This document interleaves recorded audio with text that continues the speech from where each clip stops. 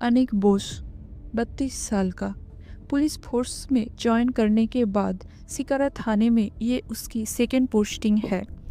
Duty join करते ही उसका सामना हुआ एक अजीब सी केस का जो उसके दिमाग घुमा देता है। प्रीतम साहा 10 साल का लड़का, घर का इकलौता बेटा, अचानक पेट दर्द की वजह से हॉस्पिटलाइज्ड होता है और उससे डेड घोषित किया जाता है। डॉक्टर वजह बताते हैं कि शायद खाने में जहर दिया गया हो। अनिक बोस इन्वेस्टिगेशन के लिए प्रीतम के घर जाता है और घर के हर एक मेंबर से पूछताछ करता है, पर शक करने लायक कुछ भी नहीं मिलता। संडे को प्रीतम का पूरा परिवार पास के परिवाना फॉल्स घूमने गया था। सब लोग मिलकर अच्छे से एंजॉय करने के बाद खुशी खुशी रात को घर लौटे थे। आधी रात को अचानक प्रीतम को पेट में दर्द होने लगा और हॉस्पिटल से ले जाने पर उससे डेड घोषित कर दिया गया। बाहर जाने के बाद भी सब लोग घर का ही खाना खाए थे और घर से सारे हाउस हेल्प्स बहुत ही पुराने और लॉयल थे। अनेक इन्वेस्टिगेशन में सारे खाने के यूटेंसिल से लेकर पूरे किचन की छानबीन करता है, पर फिर भी कुछ नहीं मिलता। 3 दिन बीत जाते हैं पर केस को लेकर कोई सुराग नहीं मिलता। आखिर प्रीतम को जहर दिया किसने? पर 3 दिन बाद एक अजीब घटना होती है। एक और बच्चा, स्निग्धा मिश्रा, 13 साल की, बिल्कुल सेम तरीके से मौत का शिकार हो जाती है। स्निग्धा की डेथ की इन्वेस्टिगेशन के लिए जाने के बाद अनिक को काफ़ी चीज़ें अजीब लगता है। स्निग्धा को भी खाने में जहर देकर मारा गया था। दोनों बॉडीज़ का पोस्टमार्टम करने के बाद एक और शॉकिंग चीज़ें सामने आती है। स्निग्धा और प्रीतम दोनों की मौत की वजह एक ही केमिकल कॉम्पोजिशन का जहर होता है, पर इससे ज़्यादा और कोई क्लू नहीं मिलता। स्निग्धा के केस में सब कुछ क्लीन होता है। स्निग्धा घर की सबकी लाडली बच्ची थी जो सबसे आसानी से घुल मिल जाती थी। स्निग्धा का घर परिवाना फॉल्स के आसपास के इलाके में ही था। अनिक डिटेल्स जानते हुए एक और बात में अटक जाता है। स्निग्धा कल ही अपनी नानी के घर से माँ के साथ लौटी थी और रात को उसकी तबीयत बिगड़ने लगती है। अनिक को समझ आ रहा था कि इन दोनों केसेस में कुछ ना कुछ कनेक्शन जरूर है। दोनों ही मरने से पहले ट्रैवल किए थे और दोनों ही ट्रेन जर्नी किए थे। अनिक इस केस के और कनेक्शंस ढूंढने के लिए पुरानी केस फाइल्स खोलना शुरू करता है। पिछले 1 साल में टोटल 60 बच्चों की डेथ हुई है और इस इलाका में उनमें से 10 बच्चे ऐसे हैं जिनकी मौत की वजह फूड पॉइजनिंग लिखी गई थी। ये डेटा ज़्यादा कुछ नहीं बोल पाता, पर अनिक हार नहीं मानता।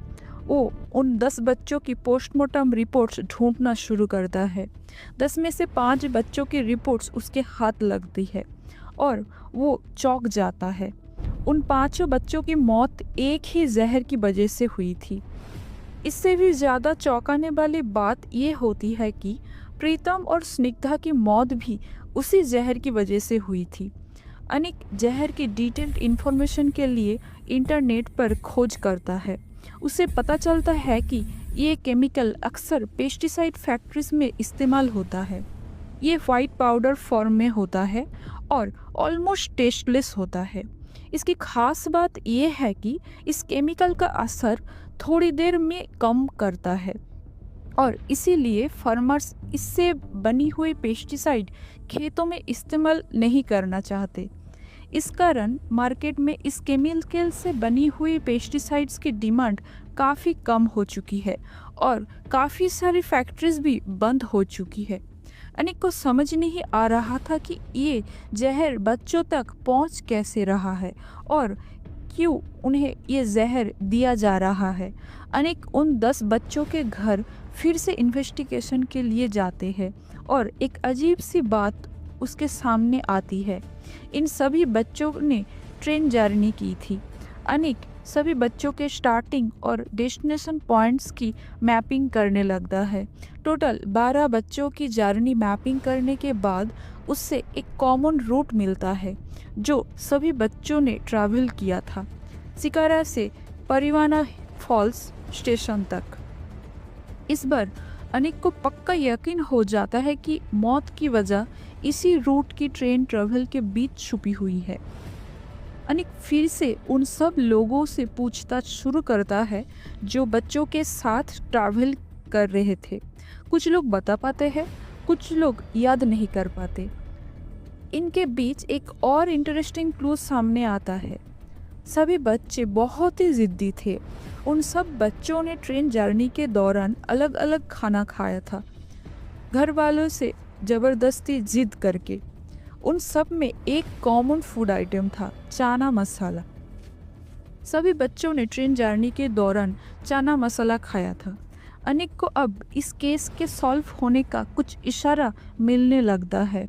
नेक्स्ट डे अनिक शिकारा से परिवाना फॉल्स जाने वाले ट्रेन रूट में जो कोई भी चना मसाला बेचता था उन सब लोगों को अरेस्ट कर लिया। टोटल 7 ऐसे लोग मिले जो चना मसाला बेचते थे। पुलिस ने उन सब का चना मसाला जब्त कर लिया और फूड टेस्ट के लिए भेज दिया, पर किसी के खाने में कोई गड़बड़ नहीं मिली। अनिक निराश हो जाता है पर हिम्मत नहीं हारता। अनिक सबसे पूछताछ करने लगता है कि क्या इसी रूट पर और कोई इंसान है जो चना मसाला बेचता हो, पर कोई जवाब नहीं मिलता। अनिक सोच में पड़ जाता है। वो फिर से पूरी केस को डिटेल में सोचने लगता है। अचानक एक बात उसके दिमाग में आती है। अगर इन लोगों के खाने में जहर मिला होता तो सभी लोगों की मौत हो जाती, पर ऐसा नहीं हुआ। सिर्फ छोटे बच्चों की मौत हुई है। इसका मतलब जो भी खूनी है वो अपने पास ऐसा कुछ रखता है जो वो अपने खाने में मिलाकर देता है जब भी उसे किसी को मारना होता है। अनिक फिर से सारे वेंडर्स के सामान की इन्वेस्टिगेशन शुरू करता है। इस बार खाने की नहीं, बल्कि उन लोगों के साथ जितने भी सामान होता है सबकी छानबीन करता है। टेस्ट रिजल्ट्स के बाद उससे अपना जवाब मिल जाता है। मिहिर नाम का एक वेंडर जिसके नमक में जहर मिला हुआ था, जो उसने अपने सामान के अंदर छुपा कर रखा था। अनिक को समझ में आने लगता है कि ये मिहिर ही हो सकता है जो जहरीले नमक देकर सारे बच्चों की जान ले रहा था। अनिक सबको छोड़कर मिहिर को फर्दर इन्वेस्टिगेशन के लिए रोक लेता है। बहुत ही कड़ी पूछताछ के बाद अनिक को सामने एक काला सच आ जाता है जो उसकी बोलती बंद कर देता है। मिहिर चना मसाला बेचने से पहले एक पेस्टिसाइड फैक्ट्री में काम करता था, पर अचानक मार्केट में उस पेस्टिसाइड की डिमांड गिर जाने की वजह से फैक्ट्री बंद हो जाती है और मिहिर का जॉब चला जाता है। मिहिर जैसे तैसे अपने दिन गुजारने लगता है, पर एक दिन एक घटना ने उसकी ज़िंदगी पूरी तरह बदल कर रख दी थी। वो एक दिन अपने बेटे को लेकर ट्रेन में जा रहा था। उसका बेटा बहुत ही ज़्यादा लाडला था और हर चीज़ को लेकर जिद करता था। जो भी चीज़ें मांगता था मिहिर उससे लेकर ही देता था। ट्रेन जर्नी के दौरान मिहिर के बेटे ने चना मसाला खाने के लिए जिद की, पर मिहिर के पास एक भी पैसा नहीं था अपने बच्चे को चना मसाला खरीद कर देने के लिए।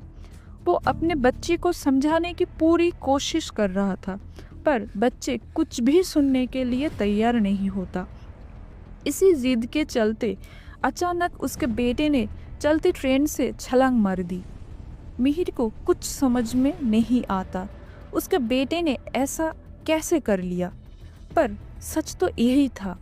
उसके बेटे ने अपनी जिद पूरी ना होने पर गुस्से में ये काम कर लिया था। इस घटना के बाद मिहिर की दिमागी हालत बिगड़ने लगती है। कभी वो खुद को दोषी ठहराता, कभी अपने बेटे को और कभी पूरी सोसाइटी को। धीरे धीरे उससे लाड प्यार में बिगड़े बच्चों से नफरत होने लगती है। उसने एक घिनौने काम को अंजाम देने का फैसला करते हैं। पेस्टिसाइड्स फैक्ट्री में काम करने की वजह से उसे जहरीले केमिकल के बारे में पता था। उसने वो केमिकल पाउडर नमक के साथ मिला दिया और खुद चना मसाला बेचना शुरू कर दिया, उसी ट्रेन रूट पर जहां उसके बेटे ने अपनी जान दी थी। वो पूरा दिन चना मसाला बेचता था, पर जब भी उसे कोई बिगड़ा हुआ जिद्दी बच्चा दिखता था, उसके दिमाग में कुछ होने लगता था, जैसे कोई दिमाग उससे बोलता है कि ये बच्चा जिंदा नहीं रहना चाहिए। उसे अपने बेटे के साथ हुई घटना याद आने लगती थी। उससे सही और गलत का फर्क दिखाई नहीं देता था। उससे सिर्फ गुस्सा आता था ऐसी जिद पर। इसी क्रिमिनल साइकोलॉजिकल डिसऑर्डर के कारण स्निग्धा, प्रीतम और बाकी 10 बच्चों की जान चली गई थी। टोटल 12 बच्चों ने अपनी जान दे दी थी और उन बच्चों को पता भी नहीं था कि बचपन में की गई छोटी सी जिद की कीमत उन्हें अपनी ज़िंदगी से चुकानी पड़ेगी।